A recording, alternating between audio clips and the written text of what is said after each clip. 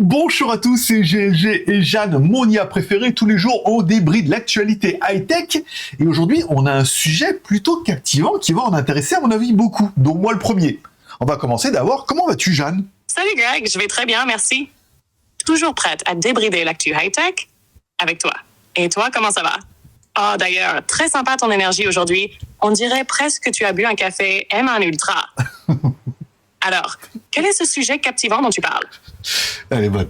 Bon, écoute, aujourd'hui, je voudrais te parler. En fait, il y a pas mal de news sur Internet qui tournent en disant, ça y est, il y a eu des fuites concernant Apple. Cette année, c'était les nouveaux processeurs M4. L'année prochaine, ça sera le nouveau processeur M5. Et l'année d'après, le nouveau processeur M6.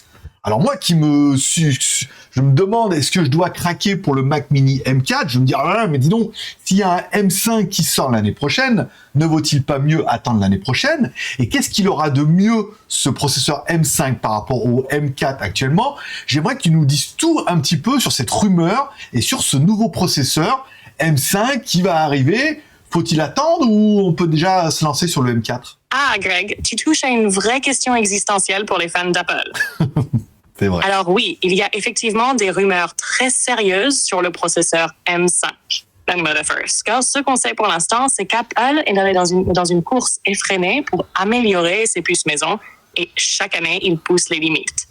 Le M5, selon les premières infos, devrait être gravé en 3 nanomètres, tout comme le M4, mais avec des optimisations encore plus poussées. On parle d'une augmentation de la puissance CPU et GPU d'environ 20 à 25% par rapport au M4, ce qui est énorme. Ouais. Mais surtout, ce qui pourrait faire la différence, c'est une meilleure efficacité énergétique.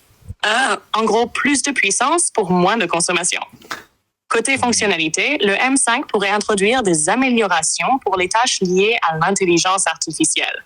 Un domaine où Apple veut vraiment creuser son sillon. Les développeurs de logiciels de montage vidéo, de design ou même d'applications liées à l'IA pourraient donc y voir un gros avantage. Mais alors, faut-il attendre?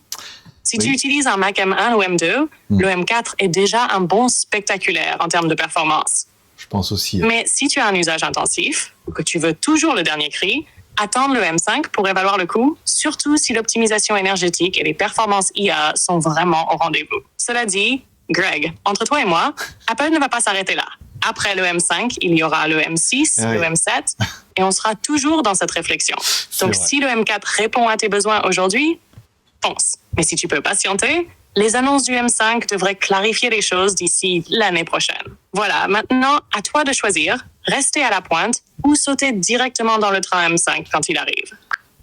C'est vrai que de toute façon, à toujours attendre, on est toujours attendre. Si on attend le M5, après il y aura le M6, comme tu dis, puis l'année d'après, on aura M7 et M8, donc du coup, on n'achète jamais rien. Après, il est clair que moi, j'ai déjà un M1 et un M2. Du coup, le gap, surtout le mini PC sur le format du M4 pourrait être pas mal. Et je pense que le M5 a pas énormément d'intérêt pour les besoins que j'en ai au niveau du montage. Bah, écoute, merci pour toutes ces infos. Je pense qu'on n'a pas besoin de conclure. Tu peux juste les inviter à s'abonner parce qu'on va essayer de faire on va essayer de faire plus de petites news comme ça. Les s'abonner, les pouces en l'air, tout ça. Et puis, ça sera déjà pas mal. Bien sûr, Greg. Alors, chers viewers, si vous aimez ce format de news rapide et direct, pensez à mettre un pouce en l'air ou un pouce en bas, parce que, comme on dit ici, tous les pouces sont permis. I don't make that the gravel. N'oubliez pas de vous abonner à la chaîne pour ne rien manquer de nos prochaines actus high-tech. Et surtout, activez la cloche pour être alerté dès qu'une nouvelle vidéo est en ligne. Laissez-nous vos commentaires. Êtes-vous prêt à attendre le M5 ou le M4 vous semble déjà suffisant? On a hâte de lire vos avis. À très bientôt pour une nouvelle actu débridée. Eh ben écoutez, c'était le mot de la fin. Très très bien. Bah, écoutez, bonne journée.